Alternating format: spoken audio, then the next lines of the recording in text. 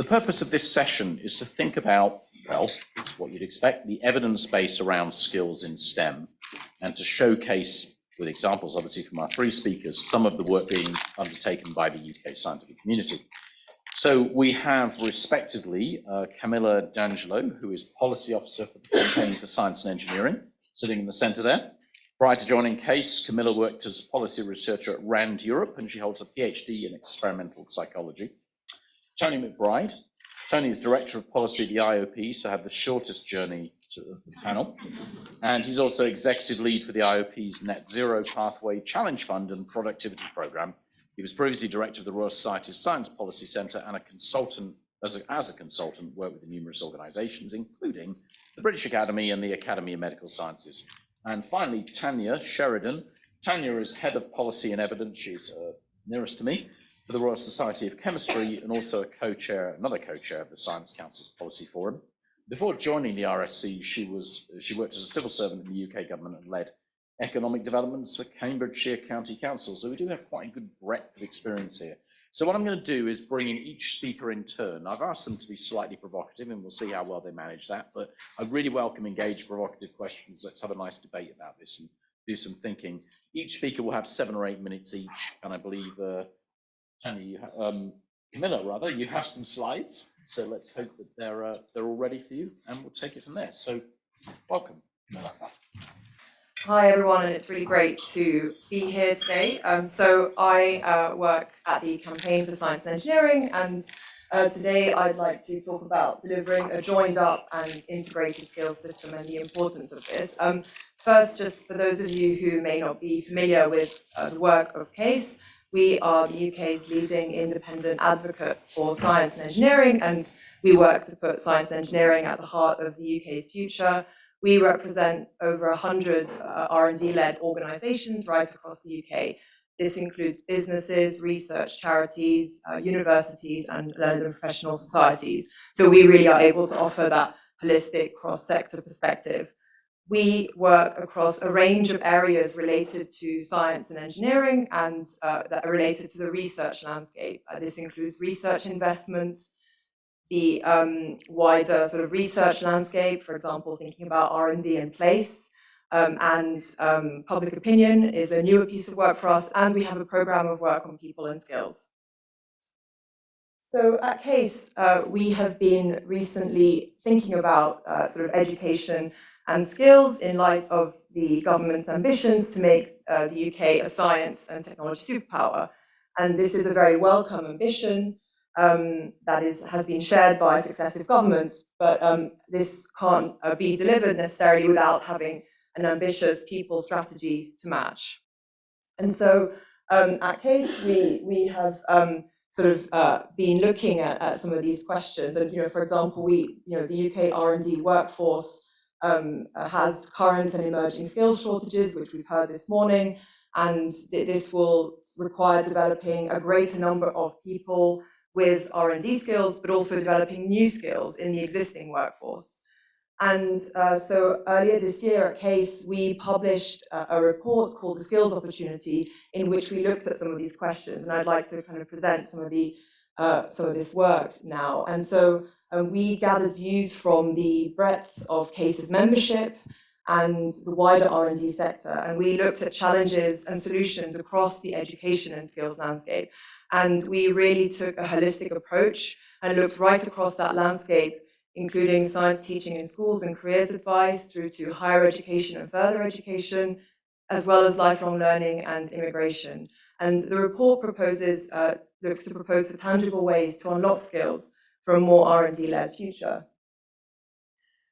The overarching conclusion that I'd like to present is that we call on the UK government and devolved administrations to coordinate and support an integrated skills system.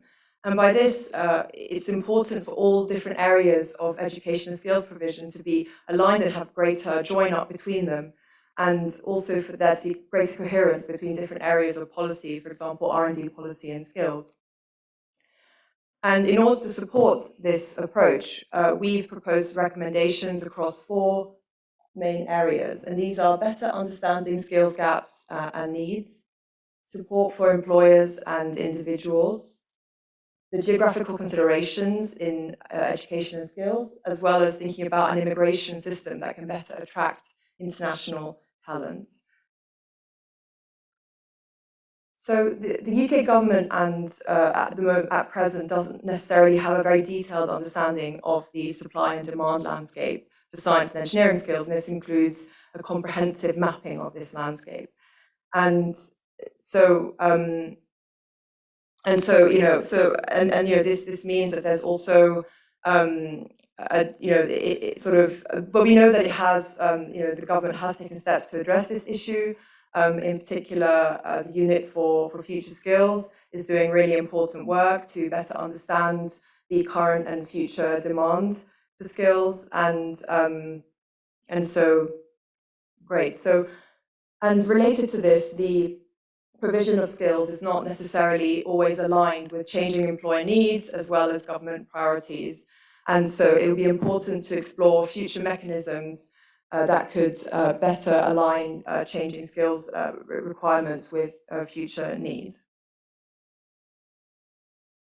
So greater consideration needs to be given to a diverse education and skills pathways in supporting ambitions for R&D, and we heard this a lot about this morning. And so this means that we need to think about, a whole range of education and skills area working alongside each other. This includes higher education, further education, technical education and apprenticeships, and lifelong learning, sort of bringing this all together. But there are challenges to achieving this. So in particular, we had that employers and individuals require a broader range of incentives to be able to make workplace training a viable option for those who would like it. And also, we heard in particular that smaller businesses and organizations face particular challenges in the provision of workplace training. The sustainable funding of high quality teaching is an ongoing and growing challenge for both higher education institutions and further education institutions. And a really key challenge is around the attractiveness of the sector as a destination, and really thinking about young people. And so, we heard that young people often lack awareness of the range of careers in the R&D sector, but also the diverse routes into those careers.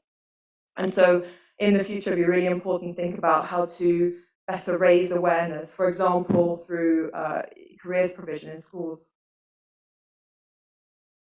The government has recently focused on supporting and developing regional centres of R&D excellence, in particular focusing on clusters.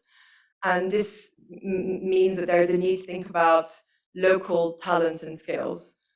But we heard that while people may often want to stay locally, they are not necessarily aware of the range of R&D roles that exist locally, but also how these present relevant opportunities for them. And so it's really important to think about how to raise awareness of different opportunities that exist locally. And as we heard this morning, recognize the importance of diverse routes that can better retain local talent. For example, we heard that apprenticeships can be a route that can be better leveraged to bring talent into a local region. And international mobility is an important consideration in all of this. So we know that it's an important consideration for researchers in academia who rely on international collaborations for their research, but also for businesses who need to attract high quality skills to scale and grow. And we know that the workforce challenges the UK is currently facing won't be all solved in the short term through training. And so together this does create the need to think about how the UK can better develop an attractive but also an inexpensive immigration system to attract talent. There are, and also visas that can support the flexibility that skilled workers need. And there are ongoing challenges related to this, in particular related to cost. And as the UK is competing for talent in a globally competitive environment, it does need to consider how we can make the UK a more attractive destination. And finally, just to conclude on the importance of diversity and inclusion, which we heard a lot about today, I think, already, and really that the workforce, the science and engineering workforce, does face several barriers which can lead to the underrepresentation of particular groups. And these barriers are really numerous, and some of them relate to the current workplace and workplace culture. Some of them relate to education and skills provision and training and the lack of flexibility in this. And some of them start early and relate to thinking about how we keep that funnel open early on and through sort of schools and careers provision. And it's really important for us to think about how to attract a diverse and talented workforce into the sector, as this will be vital to its success going forwards. Thank you.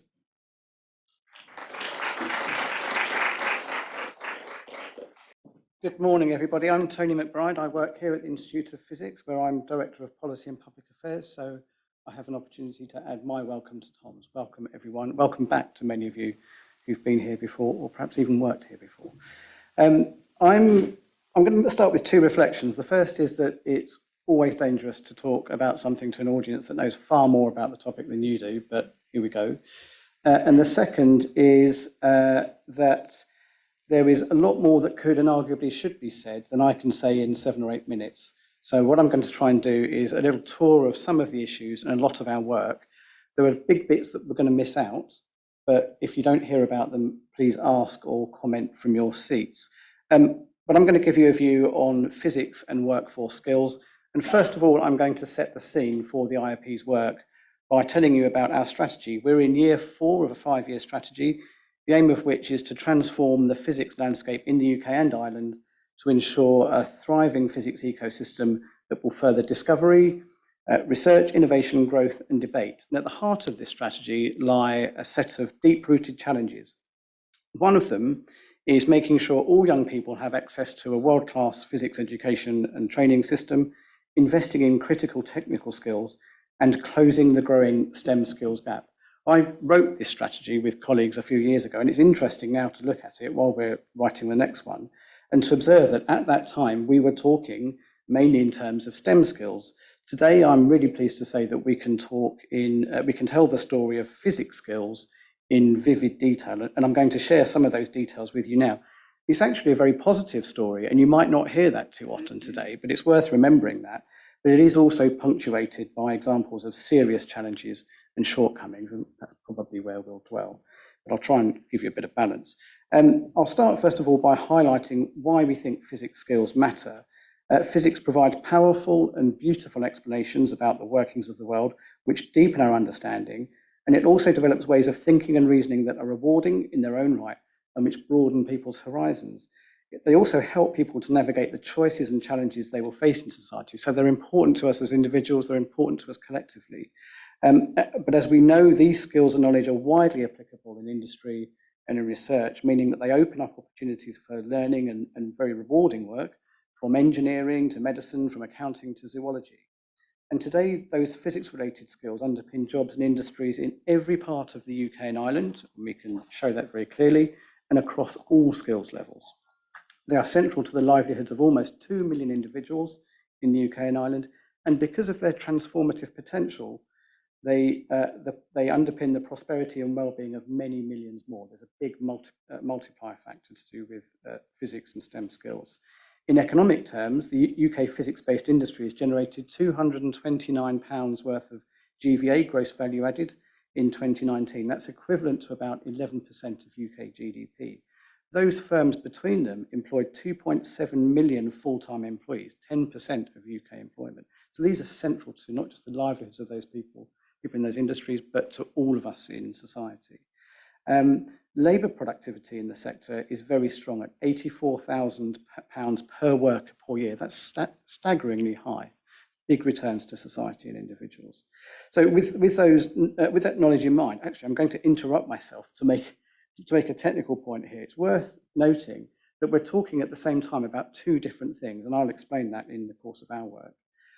Those are skills needed by physics employers, not all of which are physics skills, and then we're talking about physics skills needed by physics employers and others. And we quite often talk about these things interchangeably without realizing it, and it's worth having those two things in our sights, that they're related but not the same. So coming on to the second of those, physics skills, to better understand the level of demand for physics skills and knowledge across the UK and the Irish economies, we commissioned some novel research a couple of years ago. And in the course of that, we found that almost 2 million jobs in UK and Ireland make use of physics-related knowledge and skills. That's 1 in 20 jobs in our economies. The demand for physics-related skills is large enough to be significant and to underpin high-value jobs and industries in every part of the UK and Ireland. And we can plot that on maps, sector by sector, region by region. Those jobs are well paid. I've said that they're productive, but they're also very well paid. And all groups of those roles see significantly higher average earnings than jobs in the wider economy. Physics pays. The demand for physics spans all skill levels. More than half of those physics demanding jobs, more than 1 million of them, do not require a degree. We found that quite surprising even, but we can see it very clearly in the evidence that we've gathered. Importantly, and as you know, there is significant unmet demand for physics skills and other STEM skills. And at the same time, there is strong sustained growth in demand for physics skills. So what does that mean? Existing shortfalls coupled with growing demand for physics skills mean the skills gap is likely to widen before it narrows. Things will get worse before they get better. There's a really deep and present challenge. Our strategy places a particular emphasis on technical skills. So with the knowledge that almost 1 million roles in the UK and Irish economies require physics skills and knowledge, but don't require a degree, we commissioned important new research into the challenges and opportunities for physics-related apprenticeships. We have the expert on that work in the audience. The background itself is actually quite striking. Not enough young people are successfully engaging in this rewarding and much needed route. And in some parts of the UK where people do start apprenticeships, the numbers that go on to finish them is worryingly low. Those numbers vary region by region, but overall it's a very worrying picture.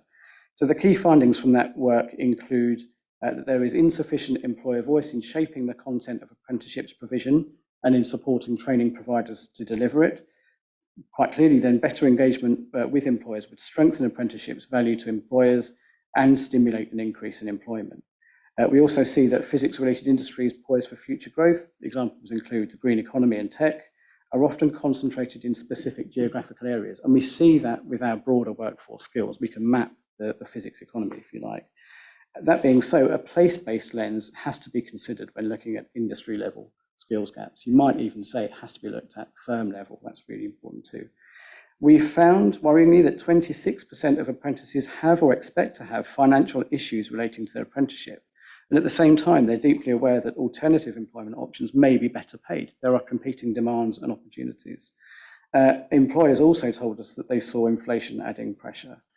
And then critically, diversity, we call it a work in progress. Quite shockingly, in 2021 to 22, only 21% of new physics apprentices in England were women. In Wales, women made up just 6% of new starts, and in Scotland, it was 4%. That is shocking. And a related problem that we see here and elsewhere is an insufficient data capture about starts, progression, and completion of physics-related apprenticeships, particularly through the lens of diversity characteristics, makes it difficult to design and monitor systemic interventions for underrepresented groups. This is an all too accurate reflection of another of the challenges reflected in our strategy, the need to ensure that our profession reflects the diversity of our society. Through our Limitless campaign, we've documented the effects of pervasive and persistent stereotypes that stop young people, especially girls and those from underrepresented backgrounds that count for more than half of the population, from believing that they can study physics or pursuing what we would say are the astonishing opportunities physics careers can offer. And that's why we're campaigning to break down the barriers, to confront the negative stereotypes that prevent young people from those underrepresented groups from doing physics after the age of 16 and from accessing those opportunities. By doing this, we will ensure that physics is seen as a rewarding educational choice that also opens the door to a wide range of careers. But the workplaces and communities where those careers are developed must also be inclusive and welcoming. Strengthening our science and innovation system means bringing more diversity into our workforce, not just more people, and ensuring that it reflects the society it is part of and creating inclusive working environments for all physicists. In that way, we can provide fairness of equity of opportunity and reap the rewards that diverse teams bring throughout every part of the system. If I've got time, I might just close with a few words about R&D and innovation, another big focus of our work. To this end, we commissioned a survey to better understand the innovation activity of physics-based businesses across the UK and Ireland, and there are hundreds of thousands of them. We estimate that of the total business R&D performed in the UK, more than 36% comes from physics-intensive firms. This despite accounting for only about 12% of UK enterprises. They punch well above their weight in innovation and R&D. These figures assume extra significance when considered alongside one of the most positive findings from our analysis, that 63% of those innovators expect to increase R&D investment in the next 5 years. So not only do physics-based businesses contribute a disproportionately larger share of R&D investment today, they expect to grow that investment in the years to come, making them pivotal to the government's ambitions to boost private sector R&D and productivity. That's a big opportunity. But, and I warned you, there were lots of buts in this positive story, that same report lays bare some major challenges facing physics innovators. And to my mind, the most striking finding is that the shortage of skills has already put the brake on innovation activities of physics-based businesses. 66% of those respondents said that skill shortages had already caused innovation activity to be suspended or delayed in the last 5 years. By dramatic contrast, only 11% of those surveyed said they'd faced no difficulties in recruitment. That is a huge lost opportunity, and it's already baked into our system and our economy. So that means the total amount of investment from physics-based businesses, totaling billions of pounds, more than 1/3 of all private sector R&D, would have been higher, and I would say markedly higher, were it not for the inability to fill critical skills gaps. So I'll just finish by underlining the urgency of the issues. We already have a skills gap that is placing a brake on innovation. At the same time, the demand for physics skills is growing quickly, which will cause the skills gap to widen further, stalling plans to increase R&D activity and scientific output. So for the UK to fully realise the opportunities offered by increased investment in R&D from the public and the private sectors, for more people to enjoy the opportunities that physics opens up, and to build a more innovative economy, we need an equally dramatic increase in the scale and the diversity of the R&D workforce to fuel scientific progress and unlock the societal advantages that flow from it. That is the focus of our work. It's the focus of lots of your work, and I really look forward to discussing it with you. Thanks. Thank you.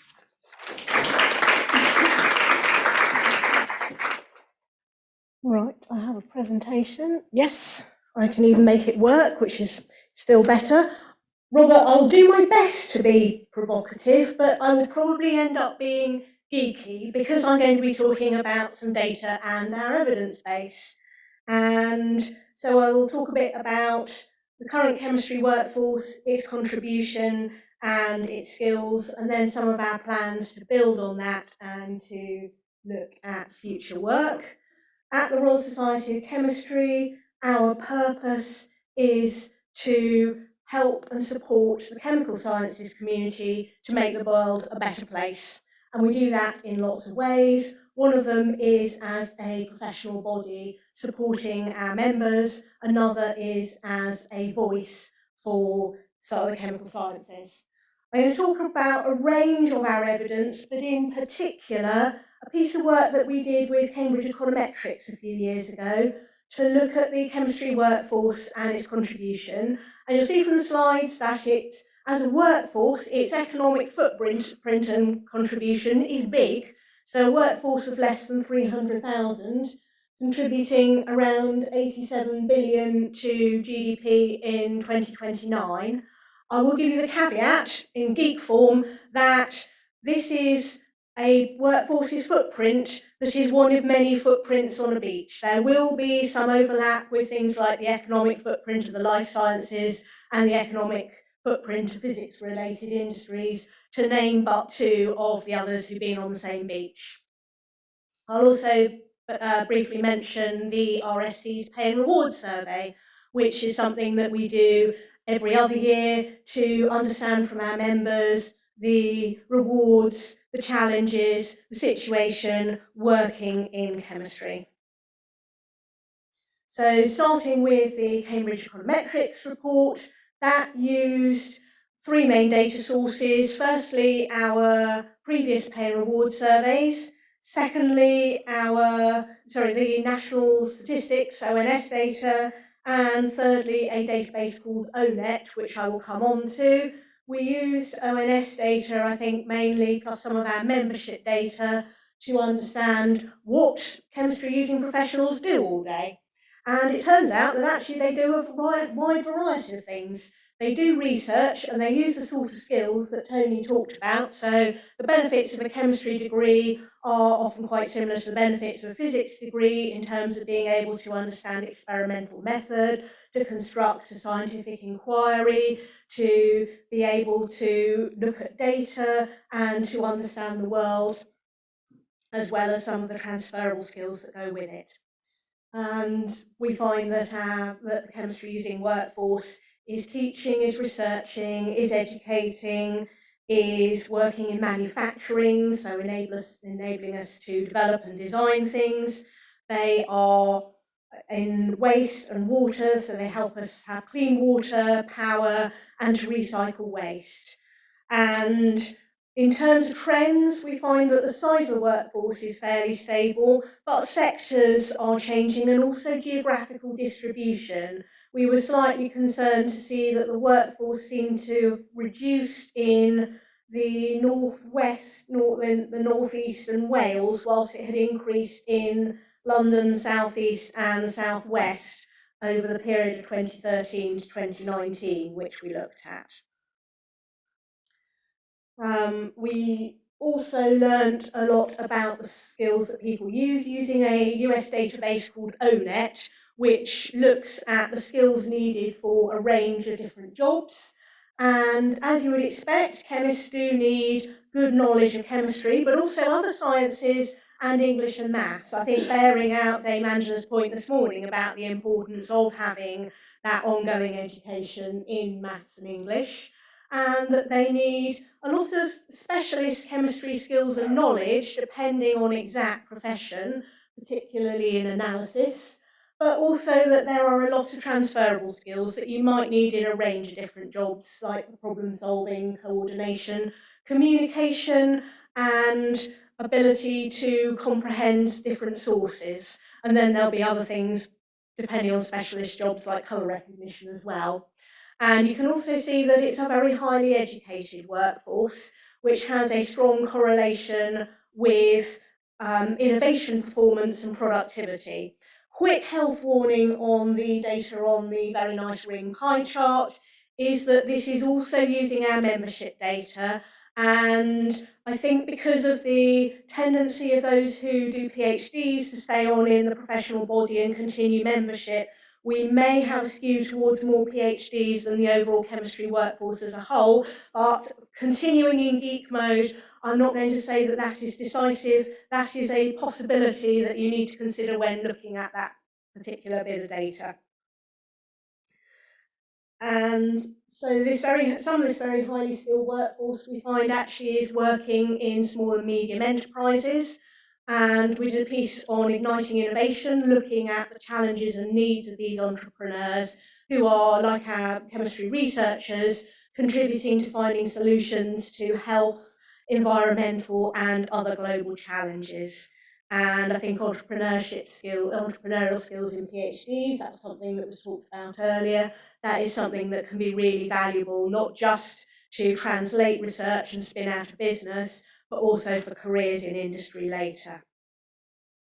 Moving on to our pay and reward survey, what we find is that those transferable skills are often amongst the key ones that our members want to try and develop in the next few years. So that again might speak to a workforce who are very good with their technical skills, their problem solving skills, but perhaps looking to develop their careers and move up in management.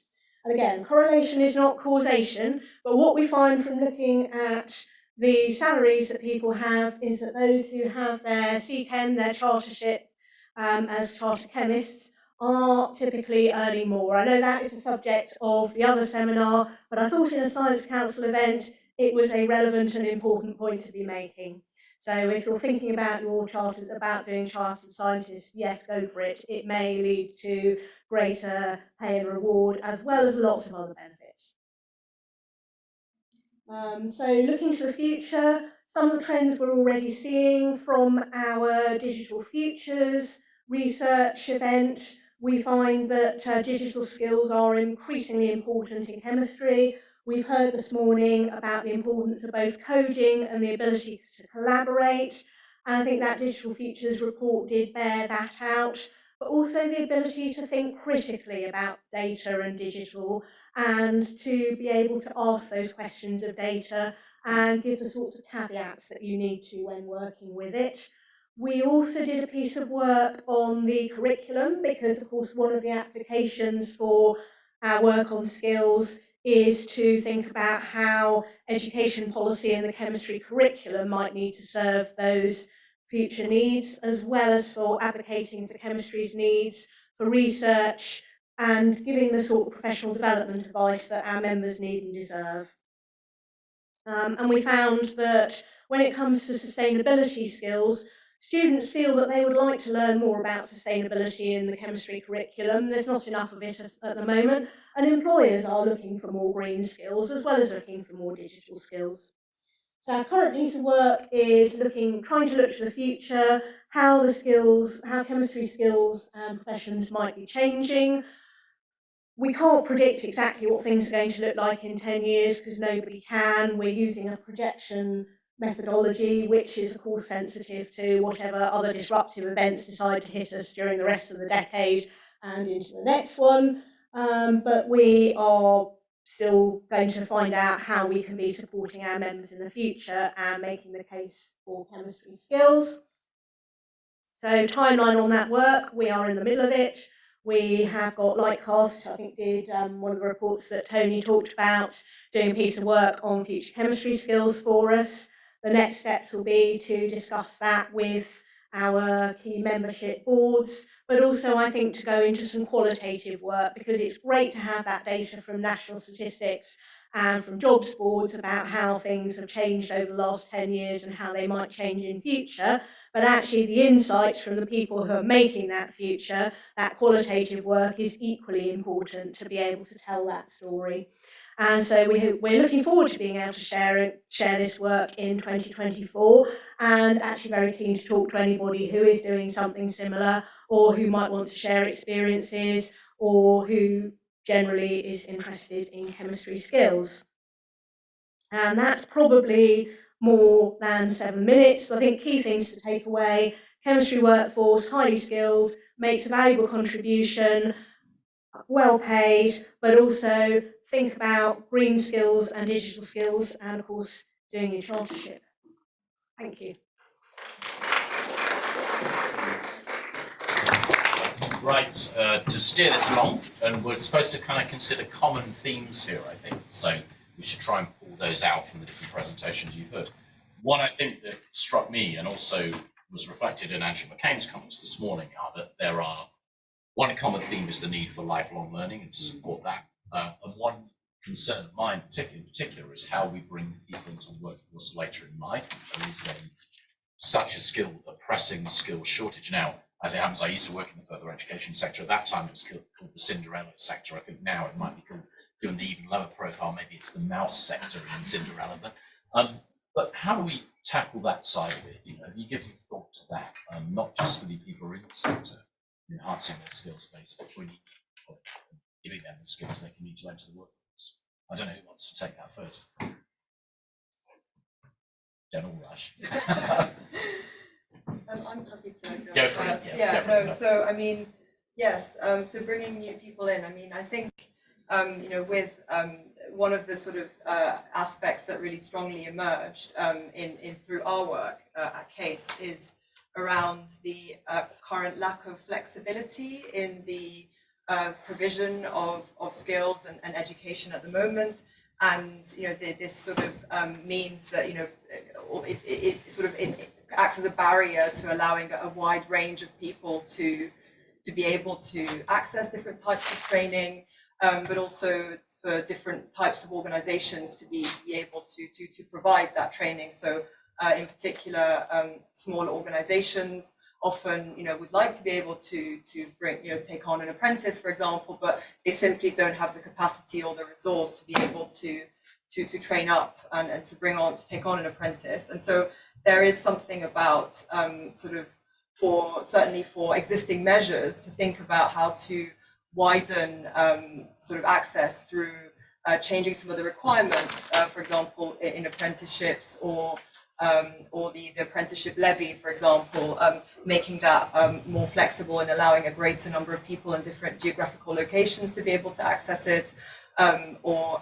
maybe having a more modular approach rather than having to always cover a full apprenticeship, for example, and in terms of also bringing new people into the sector, that's around sort of marketing and raising awareness about R&D strengths and the different types of roles that exist in different regions. And for example, at CASE, we have a Discovery Decade data, which is part of a project looking at public attitudes to R&D. And some of that data actually shows that people in regions and in places would really value knowing more about what is happening in their local region and the R&D that is happening there. And so, for example, that shows that there is scope to really raise greater awareness about what is happening, and that could help to bring new talent in.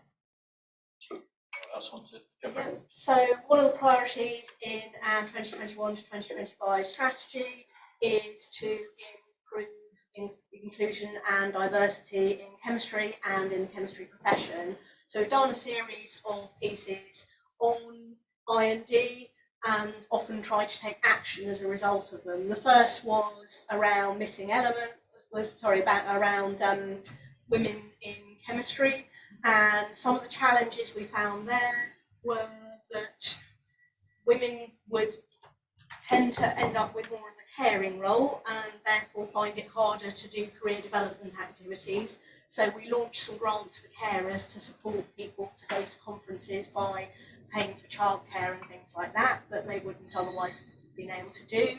And also that culture was quite an issue in some science workplaces, and women were finding that sometimes there was bullying and harassment. So we launched a helpline, at least to listen and to try and help people to tackle those issues. Another big gap which we found through our Missing Elements report is that there is a serious underrepresentation of Black chemists in the UK. And so again, we launched a programme of activities, including a programme to enable Black and minority ethnic chemistry graduates to do placements. It's called Broadening Horizons. So please spread it to anybody you know who is graduating in chemistry and might be interested. And we've also done a big piece of work called Is Chemistry for All, looking at whether a range of different learners are interested in chemistry, and found that there are a lot of groups, including those from lower socioeconomic groups, who kind of think, well, chemistry is for other people, it's not for people like me. And so we are reorienting our thinking in education and outreach to really try and reach those groups who are more inclined to think that chemistry is not for people like them. Tony. I'm not going to answer your question. I'm going to make a few observations which might inform consideration for your question, Sydney Pickett. And these are observations about these discussions that I've gleaned over too many years of thinking about these sorts of things. And my first observation is that these problems are often approached by focusing on the supply side, and that's true of science policy in general. It's very supply side dominant. Not enough attention is paid to the demand side and the role of those on the demand side. So with that sort of overarching view, I'll mention a few other things. We knew in 2019 that 80% of the 2030 workforce was already in employment. So if we only focused on the supply side, new entrants to the system, or if we mostly focused on it, that wouldn't be enough. Employers cannot expect the training and education system to solve the problems they already have. So what's their responsibility and their role? And that brings into focus some really clear questions about the roles of employers and not just business and government and educators. At the same time, if I'm looking across all my notes here, we know that since 2005, employer investment in training has fallen 28%.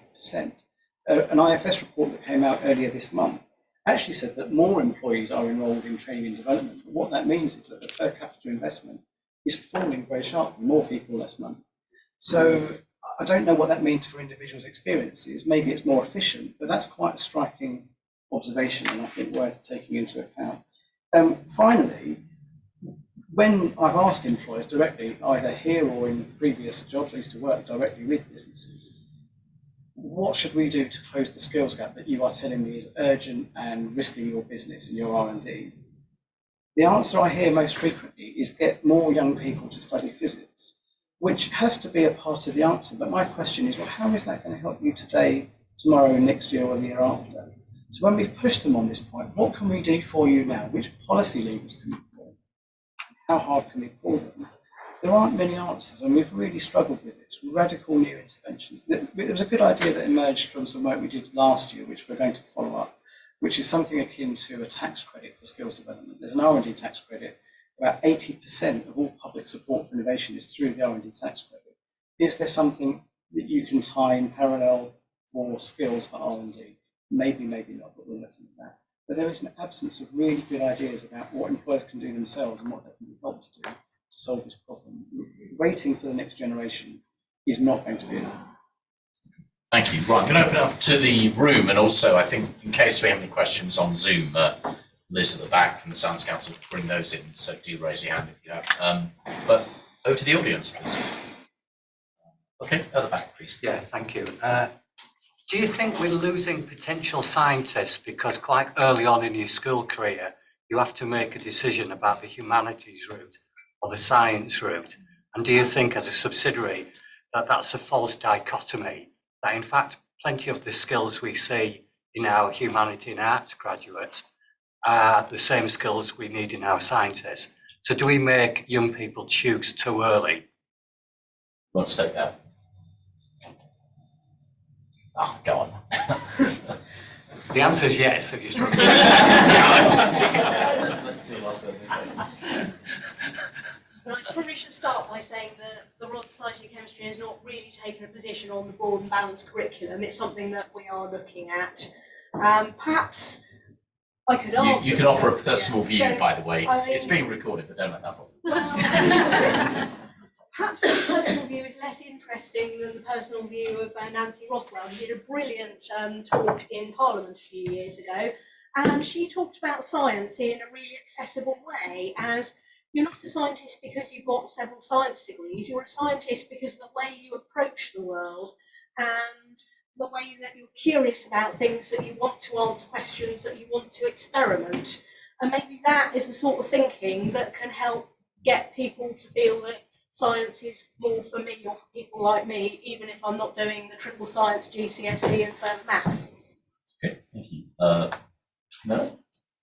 I mean, I'd say just we did sort of look at careers, sort of provision and sort of thinking about how that can be improved in schools, and I think I think there is a case to be made that a lot of young people maybe are not considering careers that because they're not aware of what those look like, and that does lead to underrepresentation. So the funnel, in some sense, there is evidence to suggest it is possibly being closed too early for certain groups, and particularly related to around certain subjects. So it could be that we are certainly, I would say, losing some of that diversity, at least.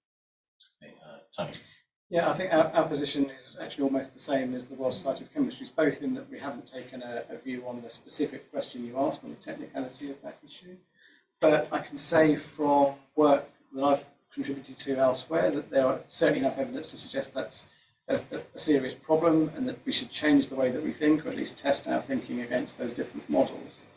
I think there's another question that's worth asking ourselves. We're at risk of talking about STEM skills and STEM skills needs as if they're ubiquitous and all the same, and they're not. We've got good evidence to show that the sort of things we would call transferable skills that science and other disciplines offer you are highly valued, and in some cases the most highly valued by employers. But it's also true, depending on where you work, either the sector or even the firm, that there is a need for very specific skills. It's much harder to predict what they will be in a few years, but some employers can tell you what they are now. So I think the answer is, what is the need that the supply side is trying to inform or fill? Unhelpfully, it varies and it will change. Thank you. By the way, Andy, I'm sympathetic to that question. My daughter's in that decision point now. So, okay, any questions from you? It's Hiya, I'm Olivia from the UK Dementia Research Institute. Just thinking about what you were saying about the demand side, I think one of the things that we are noticing is that a lot of the skills that we want are the same skills that pharmaceutical companies or big tech companies want, especially around data. And we're based, I should say, at 6 universities, so I'm very much representing that kind of higher education perspective. But what can we do to make ourselves more attractive, if not salaries, then something else, so that we don't kind of see this brain drain away from higher education towards the private sector? Tony, do you want to go first? Well, first of all, I sympathise. It's something we recognise. Without dwelling on it too much, there's reflecting on our own work, the IOP both trumpets the high salaries that you can earn from studying physics, and at the same time is working very hard to close the physics teacher shortage. Those two things are related. There's no point denying it. They are related. What do we do about it? It's challenging. I think we probably need to rethink the notion of careers and what it means to be on a career path. That careers will, today and in the future, have many more stops and deviations on them than perhaps was the case in the past. So we need to think about the sort of professional development we're offering in the way that we're talking about physics and physics careers. And I'm sure that's more or less true across scientific disciplines. The other thing, I mean, speaking just personally, make a virtue of what you do offer. Money isn't everything. I'm a career charity employee. I work in the not-for-profit sector. I should say I'm not a scientist of any kind. I'm one of those arts and humanities people. But my motivation has been to improve the public good through working in a not-for-profit scenario, and that really appeals to me. There's plenty of good work to do, there's plenty of responsibility, and there are good careers away from industry. But that's not an answer. That's speaking as an individual who's made some career choices. I don't think I have the answer for you, but I think there's more than one way to think about it. Not everybody is motivated by money alone. I think quality of work, quality of career, impact really, really matters. Tony, do you want to go? And I'd probably add to that, because I strongly agree with Tony, that there's a lot of evidence that for many people, salary is not the only thing that they think about in taking a job. There will be other things. And one of the pieces of work we've been doing recently is looking at science culture and what can drive a positive science culture. And we mean in the research and university sector, we mean in industry, we mean anywhere where anybody is doing science research. I think one of the challenges that there can be in a university setting is that culture perhaps is not always set up in a way that will attract and retain researchers. And I'm not saying it's perfect in industry, because it's probably not, but I think tackling that, making it a welcoming place for people from all backgrounds and at all career stages, and giving them that support is probably one of the many tools in the toolbox when trying to retain scarce occupations. Miller.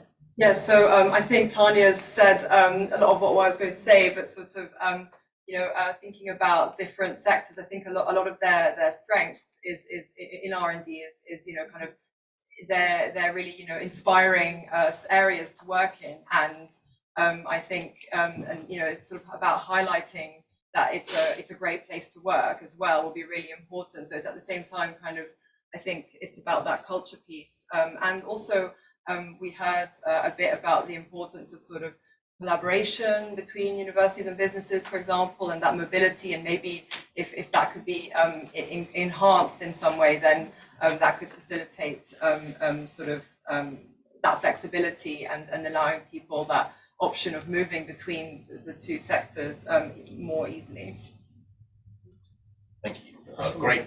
Somebody down there who you might not be able to see. That's probably true. My apologies. Yeah, I'll tell you what, I'll take two more. There was a hand over here, wasn't there? So if I take you and then I'll take you together, if that's okay, because we're getting a bit short on time.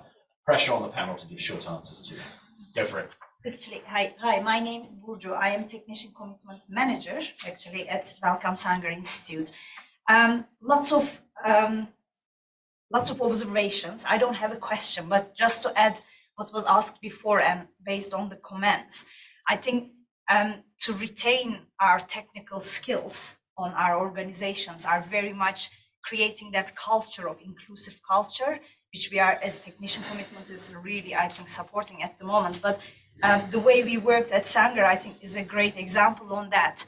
And adding to this, forming a community, supporting our technical staff, and making sure we are empowering them actually to own their careers. I think it's inevitable to lose technical skills at certain level. I think we should be aware of that. But how we can actually make sure people are enjoying on our organizations, being part of this non-profit most of the time adventures, but also gaining skills. And for example, technician commitment creates that opportunity. We are actually I'm working with 30 plus volunteers at Technician Commitment at Wellcome Sanger Institute, but we are trying to provide them some skills, like leadership skills, was I've seen on one of the slides.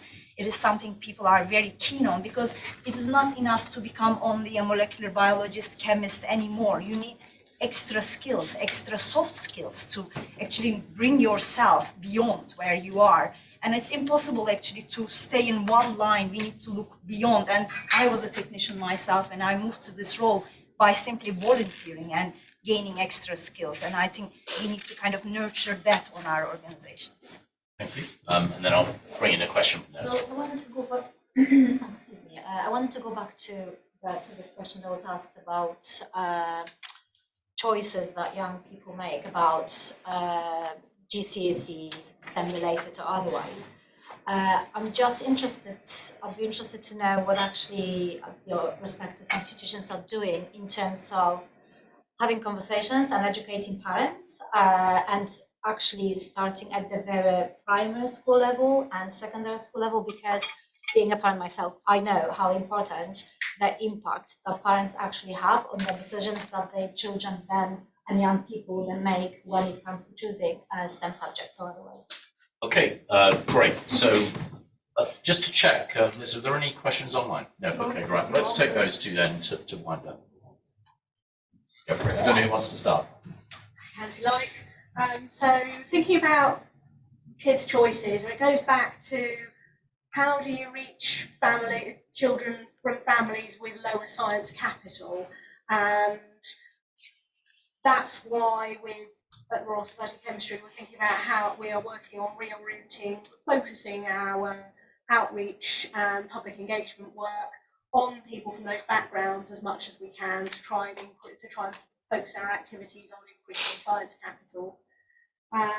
In terms of science choices, again, one thing that concerns us is that people in areas where, or in schools where you've got more pupils from a lower socioeconomic background are more likely to be shoved down a double science route rather than a triple science route, which might mean that then if they want to do science A-levels, it's a lot more difficult.